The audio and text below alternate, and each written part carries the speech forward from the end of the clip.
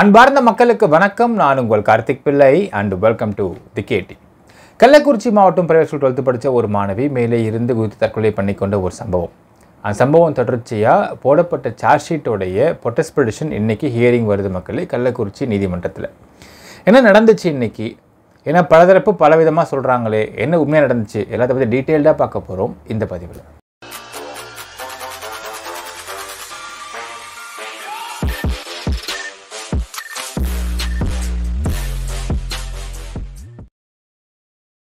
கள்ளக்குறிச்சி மாவட்டம் சக்தி மெட்ரிக் பள்ளியில் 12th July 2022 அன்னைக்கு 10:36 நைட்டு செல்வியோட டார்ச்சர் தாங்க முடியாமல் எங்கே செல்வி வீட்டுக்கு போனால் அடித்தே நம்மளை கொன்றுவாளோ அப்படிங்கிற பயத்தில் ஸ்ரீமதி அப்படின்னு 12th படிச்சுட்டு இருக்க மாணவி தான் தங்கியிருக்கக்கூடிய 3rd floor ஹாஸ்டலிருந்து குதித்து தற்கொலை பண்ணிக்கின்ற அந்த சம்பவத்தை சிபிசிஐடிக்கு மாற்றப்பட்டு சிபிசிஐடி சார்ஜ் ஷீட்டும் போட்டாங்க மக்களே. ஆனால் சார்ஜ் ஷீட் போட்டு ஆல்மோஸ்ட் இதோட 1 வருஷம் மேலே ஆக போகுது. இதுவரையில் இந்த சார்ஜ் ஷீட் நம்பராகப்படவில்லை. ஏன் நம்பராகப்படலன்னு பார்த்தீங்கன்னா, இந்த சார்ஜ் ஷீட்டுக்கு ப்ரொடெஸ்ட் பெட்டிஷன் போட்டிருக்கக்கூடிய செல்வி இதுவரையில் ப்ரொடெஸ்ட் அஃபிடவிட்டு போடவே இல்லை. பெட்டிஷன் மட்டும்தான் போடுறாலே தவிர அஃபிடவிட் போடவே இல்லை.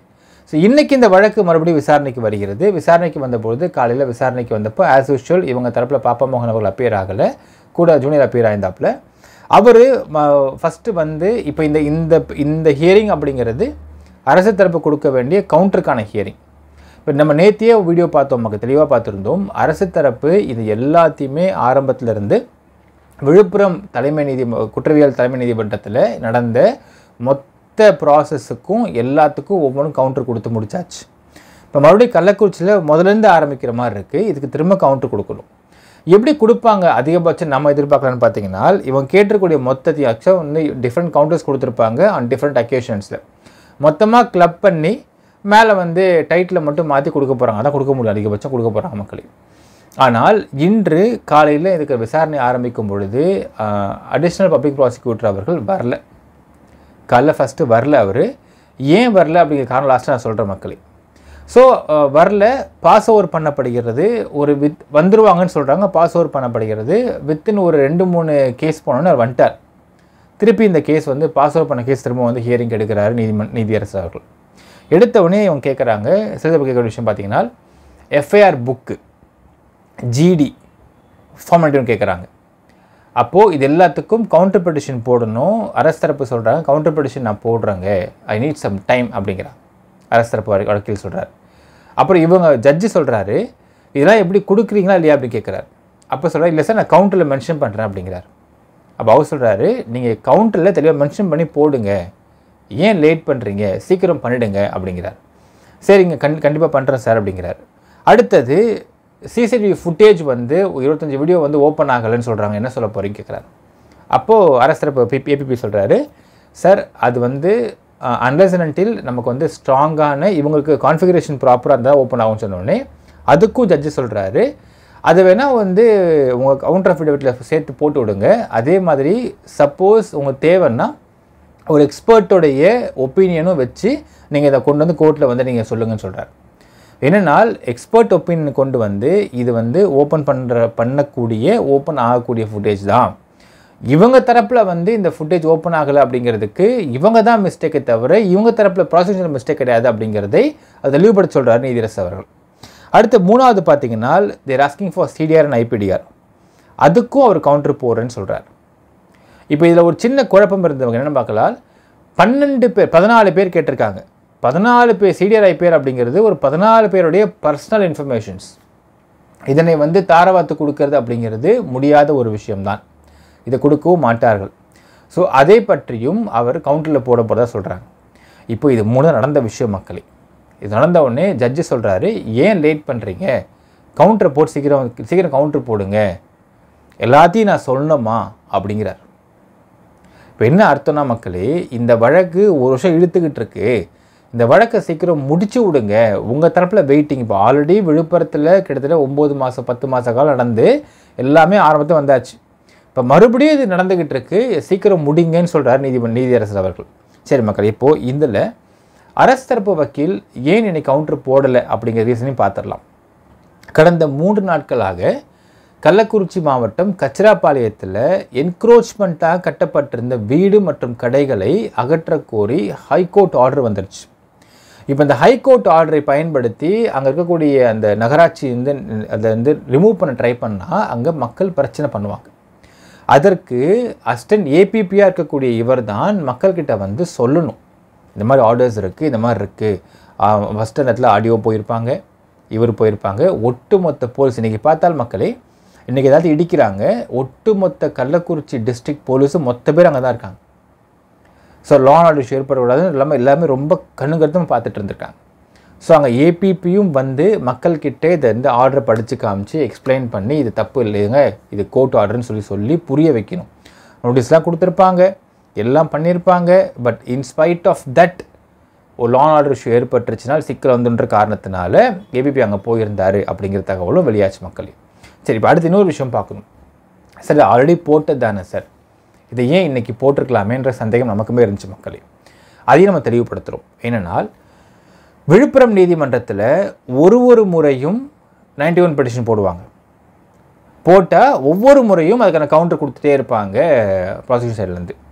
இப்போ கள்ளக்குறிச்சியில் பார்த்தீங்கன்னா ஒட்டு மொத்தத்தையும் ஒரே பெட்டிஷன் கேட்குறாங்க. அப்போது இந்த கொடுத்த மொத்த கவுண்டரையும் கிளப் பண்ணி அதை பாயிண்ட் பை பாயிண்ட்டாக எழுதி அதை அலைன் பண்ணி இதை கொண்டு வந்து கொடுக்கணும். எப்போவுமே ஒரு வழக்கறிஞர் வேலையை பார்த்தீங்கன்னா மக்களே, நாளைக்கு என்ன கேஸ் வரப்போகுது அப்படிங்கிறத இன்றைக்கி முதல் நாள் தான் ரெடி பண்ணுவாங்க. ஏன்னா கண்டினியூஸாக ஒர்க் இருந்துகிட்டே தான் இருக்கும். இது ஹோம்ஒர்க் கிடையாது, அசைன்மெண்ட் கிடையாது, 10 நாள் ரெடி பண்ணி வச்சுருக்கிறதுக்கு. ஸோ இப்போ அந்த போன வாட்டி முடிஞ்ச அந்த வழக்கில் அடுத்த நாள் ரெடி பண்ணியிருக்க மாட்டாங்க. ஏன்னா அடுத்த நாள் வரக்கூடிய கேஸுக்கான ஒர்க்கு தான் அவங்க பார்ப்பாங்க. இந்த மாதிரி அதிகபட்சம் போனால் ஒரு ஞாயிற்றுக்கிழமை உட்காந்து எக்ஸ்ட்ரா ஒர்க் இருந்தால் பார்ப்பாங்க. அதான் பண்ண முடியும் அவங்களால, ஒரு அட்வொகேட் வேலை. ஸோ நாளைக்கு என்னவோ இன்றைக்கி தான் மதியத்துக்கு மேலே உட்காந்து எல்லாத்தையும் ரெடி பண்ணி வச்சுருப்பாங்க. நாளைக்கு என்ன கேஸ் வரப்போகுது, அதுக்கு தான் they will have a book called court டைரின்னு சொல்லுவாங்க. அந்த கோர்ட் டைரியில் திருப்பி பார்த்தீங்கன்னா என்னென்ன கேஸ் அட்ஜென்ட் பண்ணப்பட்டிருக்கு, எந்த கேஸ் வருதுன்றதை கேஸ் போட்டு நோட் பண்ணி வச்சுருப்பாங்க. இது எல்லா வக்கீல்கிட்டையும் இருக்கும் மக்கள். இந்த கோர்ட் டைரின்னு சொல்லுவாங்க, வச்சுருப்பாங்க அது.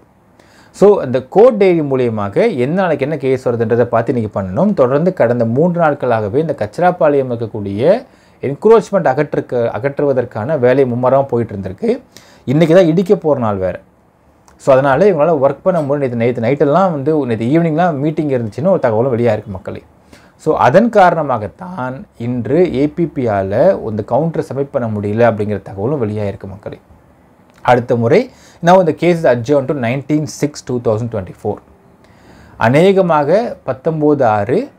இப்போது போன முறை விழுப்புரத்தில் போடப்பட்ட எல்லா கவுண்டரையும் வச்சுருப்பாங்க, காப்பீஸ் இருக்கும். அதை மொத்தமாக பார்த்து அதில் ஃபுல்லாக டைப் பண்ணி எடுத்து இதை இவரும் செய்யணும், இவருடைய அசிஸ்டன்ட்டும் செய்வாங்க. செஞ்சு முடித்து எனக்கு கொடுத்துவதற்கு வாய்ப்பு இருக்கிறது மக்களே. நம்ம நேற்று பார்த்த வீடியோவில் என்னென்ன விஷயங்கள்லாம் மென்ஷன் பண்ணப்பட்டுச்சோ அதே விஷயம் மறுபடியும் மென்ஷன் பண்ணப்பட்டு 19/6 வருவதற்கு வாய்ப்பு இருக்கிறது. சரி, இப்போ இதுக்கு கோர்ட்டில் நடந்த விஷயம் தெளிவாகிடுச்சு மக்களே. ஆக்சுவலாக இன்றைக்கி கோர்ட்டில் பார்த்தீங்கன்னா ஆர்குமெண்ட் போல் கவுண்டர் கொடுக்கப்படலை, எதுவுமே நடக்கலை. ஜட்ஜு கேட்குறாரு, என்னங்க ஆச்சு, என்னங்க பிரச்சனை, என்ன ஏன் கொடுக்கல, இல்லை சார் கொடுத்துரு, அடுத்த வாட்டி கொடுத்துற மாதிரி. ஜட்ஜ்ட வி காண்ட் எக்ஸ்பிளைன், இது மாதிரி இருந்துச்சு, என்க்ரோச்மெண்ட் நீக்கணும், நான் போனேன் அப்படின்னு சொல்ல முடியாது.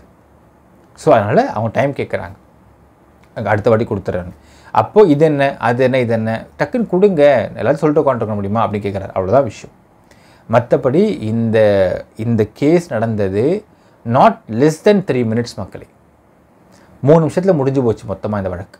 சரி, இப்போ இது தெளிவாகிடுச்சு மக்களே. அடுத்தது நிறைய பேர் கேட்டிருந்தீங்க, சார் தந்தி டிவியில் ஒரு நியூஸ் போட்டிருக்காங்க, என்னென்னா சிசிடிவி காட்சிகள் அழிக்கப்பட்டதா அப்படின்னு நியூஸ் போட்டிருக்காங்க. உள்ளே அரவிந்தன் அப்படிங்கிற நபர் பேசியிருக்காரு, இதில் என்ன உண்மைன்னு கேட்டிருந்தீங்க மக்களே. அதையும் நான் விளக்குறேன். அதாவது தந்தி டிவி போட்ட நியூஸ் அப்படிங்கிறது partially correct, but partially wrong. எப்படி கரெக்டுன்னு பார்க்கலாம். சிசிடிவி காட்சி அழிக்கப்பட்டதா அப்படின்னு கொஸ்டின் மார்க் போட்டு டைட்டில் போட்டிருந்தாங்க, மேலே தமிழ் போட்டிருந்தாங்க. அது கரெக்டு தான், அழிக்கப்பட்டது. சிசிடிவி பதிவு அழிக்கப்பட்டது. சிடிஆர் தூக்கிட்டாங்க, என்விஆர் தூக்கிட்டாங்க, கேமராஸ் அடித்து உடைச்சாங்க, எல்லாத்தையும் செய்தது செல்வி மற்றும் கோ. அதை கொஸ்டின் மார்க் போட்டு விட்டாங்க மக்களே. நம்ம ஆன்சர் இங்கே கொடுத்துருவோம். அடுத்தது உள்ள அரவிந்தன் பேசியிருப்பார். அது கோர்ட்டில் காரசார விவாதம் போயிடுச்சு. ஜட்ஜு சர்ற மாதிரி கேள்வி கேட்டார், ஒன்றும் நடக்கலை. சரி, இந்த அரவிந்தன் யாருன்றது நம்ம ஃப்ளாஷ்பேக் போனோம்ல மக்களே. இந்த அரவிந்தன் அப்படிங்கிற நபர் இந்த கலவர வழக்கில் விசாரிக்கப்பட வேண்டிய ஒன் ஆஃப் த மெயின் அக்யூஸ்ட்னே சொல்லணும். இவர் அக்யூஸ்ட் ஆகிறாரா இல்லை விட்னஸ் ஆகிறாரா அப்படிங்கிறதை வழக்கு போகிற விதத்தில் தான் பார்க்கணும்.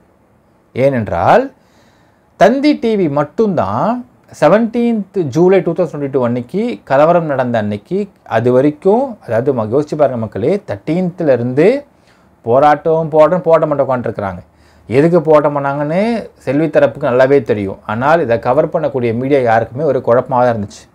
எல்லாருமே அந்த லோக்கல் ரிப்போர்ட்டர்ஸும் அங்கே இருக்கக்கூடிய கேமராமேன் மட்டும் வந்து பார்த்துட்டு இருந்த ஒரு சம்பவத்தை தொடர்ந்து 17th ஜூலை 2022 அன்னைக்கு காலைல 7:30 மணிக்கெல்லாம் ஒரு லைவ் வேனை எடுத்துகிட்டு வந்த ஒரே சேனல் தந்தி டிவி மட்டும்தான். அதற்கு பிறகு அரௌண்ட் 8:30 9 வந்து கலவரத்தை ஆரம்பித்து ஸ்கூலை உடைக்க ஆரம்பிக்கிறாங்க. லைவாக இவங்க மட்டும் தான் பண்ணிட்டுருக்குறாங்க. 11:30 மணிக்கு மேலே தான் மற்ற சேனல்ஸ்லாம் வந்து இம்மிடியேட்டாக இன்ஃபார்மாக லைவாக கொண்டு வர சொன்னாங்க. அதே மாதிரி இங்கேருந்து கிளம்பி பெரம்பலூரில் தான் எதுவுமே பண்ணலை, தான் வந்து ரொம்ப அப்பாவி அப்படின்னு நடிச்சுக்கிட்டு செல்வி போட்ட வீடியோவை கவர் பண்ணதும் ஒரே சேனல் தந்தி டிவி மட்டும்தான். சரி, இப்போ அந்த கவர் பண்ணதை கூட நீங்கள் விட்டுலாம் மக்களே. ஆனால் இவ்வளோ நாள் போராட்டம் பண்ணப்போ எந்த லைவ் வேனும், அதாவது கேமராமேனும் ரிப்போர்ட்டர் மட்டும்தான் இருந்த ஒரு சூழ்நிலையை தாண்டி 17th அன்னைக்கு காலைல 7:30 மணிக்கெல்லாம் லைவ் வேன் எடுத்துகிட்டு வரவங்களுக்கு யாருப்பா சொன்னது? அப்போ ஏதோ சம்பவம் இருக்குன்றவங்க எப்படி இன்ஃபார்ம் பண்ணாங்க? யார் இன்ஃபார்ம் பண்ணாங்க? உங்களுக்கு யார் இன்ஃபார்ம் பண்ணது? யார் சொன்னது? எப்படி எடுத்துகிட்டு வந்தீங்க? ஏன் எடுத்துகிட்டு வந்தீங்க? இந்த கேள்விகளுக்கு அரவிந்தன் பதில் சொல்ல வேண்டும். கலவரம் முடிஞ்சது அப்புறம் வந்து 10-15 நாளைக்கு அரவிந்தன் அப்ஸ்காண்டிங், ஆளே காணும். எங்கேயாவது கூட விசாரிச்சானா பிரச்சனை வந்துடும்னு ஆளே எஸ்கேப் ஆகிட்டாப்புல. ஸோ இந்த கலவர வழக்கில் விசாரிக்கப்பட வேண்டிய மிக முக்கியமான நபரில் அரவிந்தனும் ஒரு நபர் தான். ஸோ அந்த அரவிந்தன் தான் இன்றைக்கு இந்த வழக்கில் ரிப்போர்ட்டிங் கொடுத்துருக்காரு அப்படிங்கிறத நம்ம பேர் வச்சு பார்க்க முடியுது மக்களே. ஸோ அவர் எப்படி கொடுப்பாரு, என்ன மாதிரி கொடுப்பாரு, யாருக்கு ஃபேவராக கொடுப்பாரு, யாருக்கு அன்ஃபேவராக கொடுப்பாரு ரொம்ப தெளிவாக தெரியுது. ஸோ இந்த வழக்கில் அரவிந்தன் விசாரிக்கப்பட வேண்டிய முக்கியமான நபர். அவருக்கு யார் ஃபோன் பண்ணது? எப்படி 17th நீங்கள் மட்டும் லைவாக எடுத்துகிட்டு 7:30 மணிக்கெலாம் காலைல வந்தீங்க? யார் இன்ஃபார்ம் பண்ணது? எப்படி நீங்கள் வந்தீங்க? எல்லாத்துக்கும் அவர் பதில் கூற வேண்டும். இப்போ விசாரணையை விடமாட்டாங்க பள்ளித்தரப்பு. இப்போ கோர்ட்டுக்கு போயாச்சு. கலவர வழக்கை கோர்ட்டுக்கு நாடிட்டாங்க. ஆக்சுவலாக மக்களே, இந்த மாணவி இறந்த வழக்கு கலவர வழக்கு. இதில் மாணவி இறந்த வழக்கில் சார்ஜ் ஷீட் போட்டாலும் அது கோர்ட்டில் எப்படி முடியுதுன்ற பார்த்துட்டு அதுக்கப்புறம் நீங்கள் கலவர வழக்கு சார்ஜ் ஷீட் போடுங்க அப்படின்னு வாய்மொழி உத்தரவாக கொடுக்கப்பட்டிருக்கின்றது காவல்துறைக்கு. எதற்கு அப்படின்னு பார்த்தால் திருமாவளவன் விசியை காப்பாற்றுறதுக்காக. ஆனால் பள்ளித்தரப்பு நீ கோர்ட்டுக்கு போயிட்டாங்க. கலவர வழக்கில் சார்ஜ் ஷீட் எதுவும் போடாமல் இருக்கிறாங்க. செல்வியை விசாரிக்கல, திராவிடமணியை விசாரிக்கல, ஏன் விசாரிக்க கேட்க ஆரம்பிச்சிட்டாங்க கோர்ட்டில் போய்ட்டு. இப்பொழுது வேறு வழியே கிடையாது, செல்வி திராவிடமணி விசாரிக்கப்பட வேண்டும். ஆனால் ஸ்கூல் தரப்பு என்ன கேட்டாங்கன்னால், நீங்கள் விசாரிக்கல அப்படிங்கிறத தாண்டி எங்கள் ஏஜென்சியை மாற்றி விட்ருங்கன்னு கேட்குறாங்க. எங்கள் சிபிஐ நாங்கள் போயிடுறோம். ஏன்னால் 2 வருஷ காலமாச்சு, ஆல்மோஸ்ட் 2 வருஷ காலமாக அந்த மாணவி இறந்த வழக்கை நீங்கள் வேகமாக விசாரிச்சு சார்ஜ் ஷீட் போட்டாச்சு சிபிசிஐ தரப்புலேருந்து. ஆனால் கலவர வழக்கில் நகரவே மாட்டேங்குது. ஏன் நகர மாட்டேங்குது? என்ன காரணம் கேட்குறாங்க. இதனை ஆனந்தகிரீஷ் அவர்களும் கேட்குறாரு ஓப்பன் கோர்ட்டில். ஏன் நகரில், ஏன் விசாரிக்கவே இல்லை அவங்க யாரையுமே அப்படின்னு கேட்டிருக்காரு. இப்போது இந்த வழக்கு ஜூன் மாதம் வெக்கேஷன் கோர்ட்டு முடிஞ்சதுக்கப்புறம் அது ஹியரிங்க்கு வரும் மக்களே. வந்தால் அது எந்த அளவுக்கு ஜெட் ஸ்பீடில் போகுது நம்ம பார்க்க தான் போகிறோம். அது போக வேண்டும். அரவிந்தனும் விசாரிக்கப்பட வேண்டும். எப்படிப்பா அவங்க கிடச்சதுன்னு விசாரிக்கப்பட ஒன்றும் இல்லை மக்களே. இந்த இடத்துல தமிழக அரசு எந்த ரீதியிலையுமே பாதிக்கப்பட்ட பள்ளி தரப்புக்கு எந்த ரீதியிலையுமே நீதி கிடைக்கிறதுக்கு ஒத்து வர மாட்டேங்கிறாங்க. தமிழக அரசு மட்டும் கிடையாது, தமிழக அரசு வைக்கக்கூடிய அவங்களுடைய ஃபுல் கண்ட்ரோல் ஆஃப் கவர்மெண்ட்டும் ஹெல்ப்பே கிடையாது. கலவர வழக்கில் பாதிக்கப்பட்டது மொத்தமாக பள்ளிக்கூடம். அந்த பள்ளிக்கு இது வரைக்கும் ஒரு ஆதரவு ஒன்று கூட நடக்கவே இல்லை மக்களே. எல்லாத்துக்கும் அவங்க கோர்ட்டுக்கு போய் வாங்கிட்டு உட்காந்துருக்குறாங்க. ஸோ பள்ளித்தரப்பு விட மாட்டாங்க. அதாவது இதுவரையில் வாய்மொழி உத்தரவாக மாணவி வழக்கு மொத்தம் முடிஞ்சதுக்கு அப்புறமா நீங்கள் வந்து கலவர வழக்கு கொண்டு வாங்கன்னு சொன்னதுனால தான் மாணவி வழக்கை ட்ராக் பண்ணுறதுக்காக 1 வருஷ காலமாக அதை ட்ராக் பண்ணிட்டே உட்காந்துட்டு இருக்கா செல்வியின் தரப்பு. ஆனால் இப்பொழுது ஹைகோர்ட்டுக்கு போனதுக்கு பிறகு ட்ராக் பண்ணுறதுக்கு வாய்ப்பில்லை. பள்ளித்தரப்பு ஹைகோர்ட்டுக்கு போவாங்க, தேவை சுப்ரீம் கோர்ட்டுக்கு போவாங்க. கலவர வழக்கில் நீதி கிடைக்க வேண்டும்.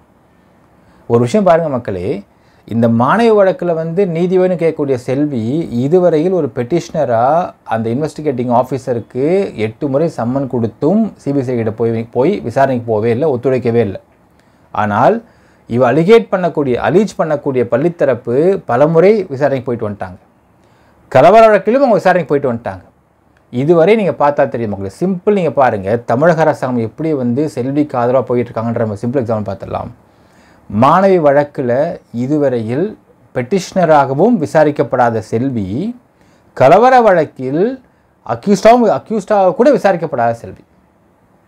எந்த ரூபத்திலையுமே காவல்துறை விசாரணைக்கு செல்வி போகாத மாதிரி பார்த்துக்கிறாங்க தமிழக அரசாங்கம் அப்படிங்கிறது ஒரு கேலிக்கூத்தான விஷயம். இந்த அளவுக்கு செல்வியை காப்பாற்ற வேண்டிய அவசியம் என்ன இருக்குன்னு பார்த்தா ஜஸ்ட் ஒரே சிம்பிள் விஷயம், விடுதலை சிறுத்தை கட்சி திருமாவளவன். அப்போது இந்த மாணவி வழக்கிலையும் சரி, கலவர வழக்கிலையும் சரி, பாதிக்கப்பட்ட பள்ளித்தரப்புக்கு நீதி உண்டா இல்லையா அப்படிங்கிறதை கோர்ட் தான் முடிவு பண்ண வேண்டும் மக்களே. ஸோ கூடிய சீக்கிரமாக கோர்ட்டை முடிவு கொடுப்பாங்க, நம்ம எதிர்பார்க்கலாம். என்ன நினைக்கிறீங்கன்றது கமெண்ட்டில் மென்ஷன் பண்ணுங்கள். நாளைக்கு இன்னொரு வீடியோ வரப்போகுது மக்களே, அதில் செல்வியோடைய வேறு சில விஷயங்களை அம்பலப்படுத்த போகிறோம். என்ன நினைக்கிறீங்கன்றது கமெண்ட்டில் மென்ஷன் பண்ணுங்கள். நன்றி, வணக்கம்.